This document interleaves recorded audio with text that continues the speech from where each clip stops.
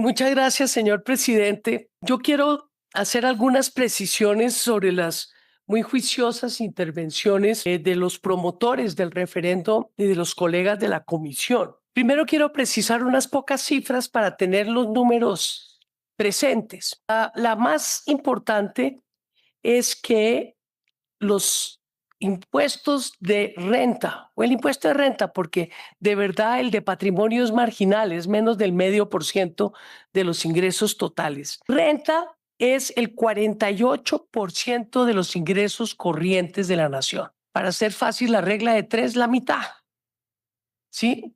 Lo cual, en este contexto que vivimos de recentralización de los recursos que se ha dado en el pasado, y el acto legislativo que aprobamos el año pasado implicaría un desgaste impresionante al ver que de verdad no están coordinados la propuesta del referendo y el acto legislativo aprobado por este Congreso. Y lo digo ¿por qué? Porque eso implica una reducción de 161 billones de pesos del presupuesto nacional a partir del año 2027. Plata blanca, 7,9 puntos del PIB que dejarían de entrar al presupuesto general de la nación, que en sus mejores épocas no alcanza el 20, ¿sí?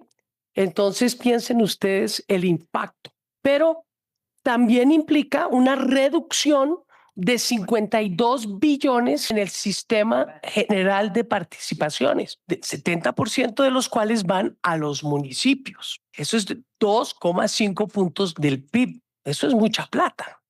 Entonces, si ustedes piensan, como nos plantea la doctora María del Rosario Guerra, que esta nueva fuente de recursos departamental es para derramar a los municipios, ¿sí? Empecemos por hacer conciencia de que ese derrame viene previo una sustracción de recursos de los municipios contante y sonante de por lo menos 40 billones de pesos. Eso porque no están coordinados, ¿sí?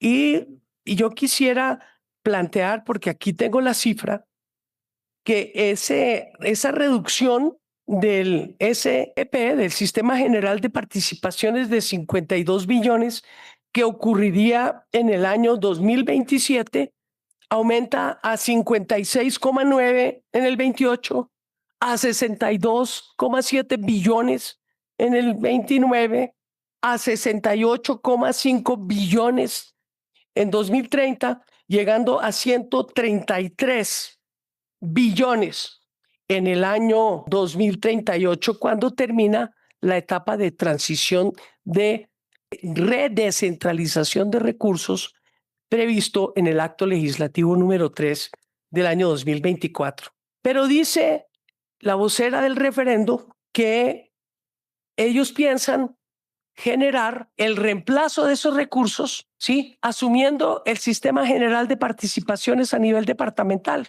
Pero ¿cómo hacemos? Tienen que modificar el artículo 356 y 357 de la Constitución Política, lo cual no está previsto en el proyecto de referendo.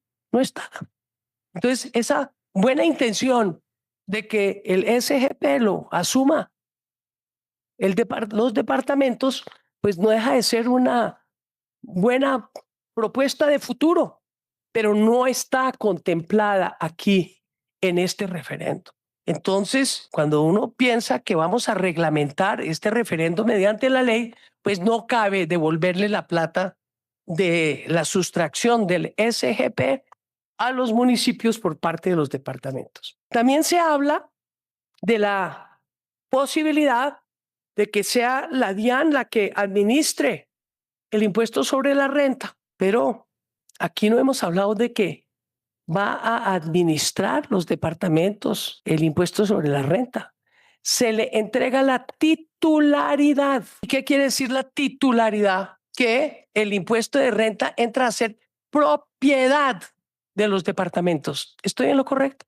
Y al ser propiedad de los departamentos, cada asamblea departamental tendrá que expedir su ordenanza creando el impuesto de renta departamental. Ya no sirve el impuesto de renta nacional porque perdió la competencia en la nación. Cada departamento tiene que sacar su ordenanza. Supongo que podríamos poner a la DIAN a crear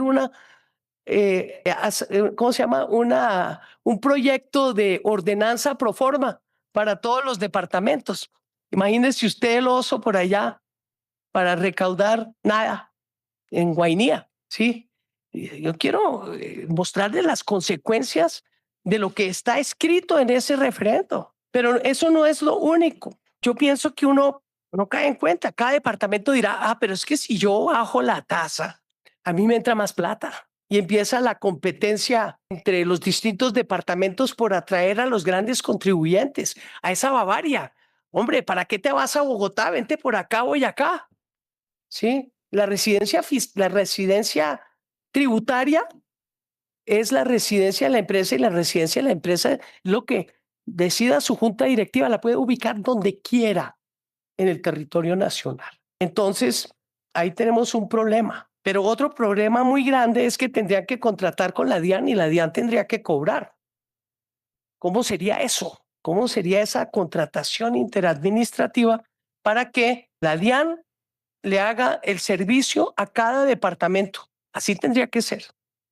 Porque no es cierto que es la administración del impuesto, es la titularidad del impuesto. Y ahí se estrellan con la tercera propuesta, que no es que vamos a crear un fondo nacional para no desfinanciar a la nación, de pronto hasta para pagar nuestra parte de la deuda, porque la deuda no la ha incurrido la nación solamente para inversiones en los servicios de la nación. A ver, la deuda está en las 4G, está en los hospitales, está en la infraestructura que se reparte en los distintos departamentos. Entonces, pues ahí estaría una manera de compensar, pasarle la deuda, ¿no? Porque el Fondo de la Nación no funciona, es inconstitucional, conforme al artículo 362 de la Constitución. Por aquí lo tengo anotado. Bueno, palabra más, palabra menos.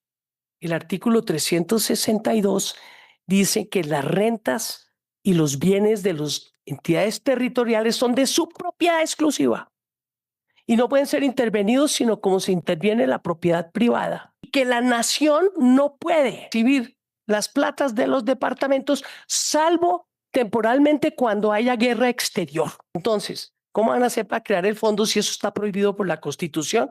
Y la modificación de ese artículo tampoco está en el referendo. Entonces, la quiebra de la nación que ustedes tratan de evadir, no la evade el proyecto de referendo. A mí me parece que es muy delicado que personas de la rigurosidad de Paloma Valencia, yo entiendo su posición porque ella tiene una posición muy crítica frente al gobierno nacional, pero ella sabe mejor, por eso anuncia que va a votar negativamente después, porque esto es de una falta de rigurosidad fiscal despampanante. Es verdaderamente muy preocupante. Yo quiero también recordar, doctor Oviedo, porque es que uno coge 15 años para acá y se le olvida lo que pasó en el año 2001 y en el año 2007. Con la crisis financiera del año 1999, sí, creada en su mayor parte porque el Banco de la República le transfirió el riesgo de los bancos a los prestamistas del UPAC y se quebraron todos porque no pudieron pagar a unas tasas de interés que estaban por fuera de toda posibilidad de la economía familiar. Entonces tuvimos una grave crisis con la reducción del crecimiento económico, creo que más grave que ha tenido Colombia, creo que era el 5% negativo. Entonces uno entiende si hay una crisis, hay que asumirla. Pero ¿cómo la asumieron? Asumieron la crisis haciendo el ajuste fiscal a cargo de la inversión social de los municipios, de la educación, de la salud, del agua potable, del saneamiento básico, de la libre inversión. ¿Sabe cuánto costó eso, doctor Oviedo?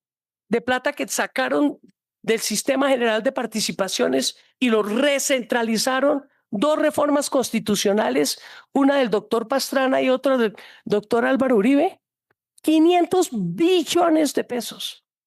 Y que no digan que no sabían a lo que se estaban enfrentando. Aquí tengo un estudio del Ministerio de Educación que se contrató después de la primera reforma del año 2001 y dice lo siguiente frente a lo que es la consecuencia sobre la educación de esa recentralización de recursos. Comillas, los estimativos de la canasta educativa y la asignación por alumno basados en parámetros óptimos que permitirían ofrecer un servicio educativo en condiciones de eficiencia supera ampliamente las disponibilidades del Sistema General de Participaciones, que se recortó del 40 al 20% de los ingresos corrientes de la nación en esa oportunidad. Y está subrayado, se necesitaría aumentar en por lo menos un 50%, lo que les quitaron, los recursos programados para el año 2 y mantener estos volúmenes hacia adelante en términos reales para alcanzar niveles óptimos. Este escenario es fiscalmente imposible en las actuales condiciones y es claro que la ley 715 que salió de esa reforma constitucional refleja esas restricciones de recursos.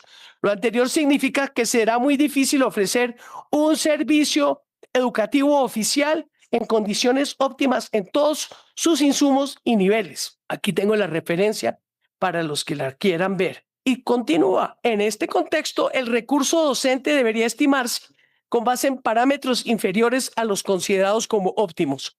O de lo contrario, no habría posibilidad de financiar otros componentes de gasto, especialmente aquellos relacionados con la calidad de la educación. Será necesario un esfuerzo adicional de la nación y de los municipios y departamentos para vincular más recursos a la calidad de la educación derivados de distintas fuentes como regalías, recursos externos, recursos propios o cuáles. De lo contrario, la calidad será la sacrificada en la educación del país en el marco del nuevo esquema de la ley 715. Subrayo.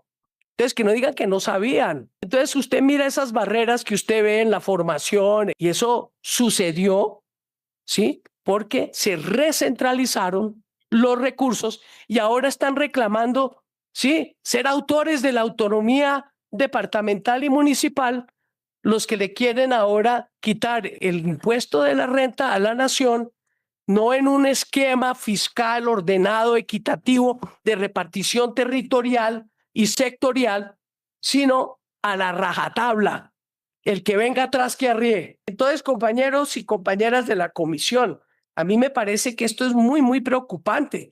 Doctor Blanco, usted que va por los territorios, claro, es que no hay plata, pero ¿cómo va a haber plata si hasta ahora empezamos a redescentralizarla? La que su partido y la que el partido del grueso de los promotores de este referendo fueron promotores también en su época. Y quisiera plantear por último, sí, que yo no sé si ustedes cuando van al territorio se han encontrado con la misma centralización departamental de la que se quejan tantos municipios. ¿Usted cree que los municipios se van a sentir más seguros de que sean los departamentos los que les manden la plata a que sea la nación? Si es que si usted mira la centralización de la inversión de los recursos en departamentos como Antioquia, en departamentos como Cundinamarca, como Boyacá, entre más lejos de la capital, ¿sí? Menos inversión, menos presencia. Inclusive hay completa incapacidad de sostener los municipios por ese proyecto que aquí aprobamos, subiéndole o dándole sueldos a los concejales cuando no tenían plata ni para sostener al alcalde. Entonces, ese centralismo departamental se siente en Monpós. El departamento del Magdalena Medio es una vieja aspiración para ver si les llega algo de plata a esos municipios. En fin, la insurgencia de las provincias de la que hablaba nuestro colega Benavides. Entonces, yo plantearía que de verdad tenemos que poner país por encima de partido, ¿sí? Ojalá yo pudiera decir lo mismo, ¿no? En cualquier otro proyecto que ustedes han planteado y que yo haya adversado. Es que esto es de una gravedad tremenda. Además de que sí es cierto que es una de constitución, pero eso ya lo argumenté ampliamente en la exposición de la ponencia. Muchas gracias, presidente.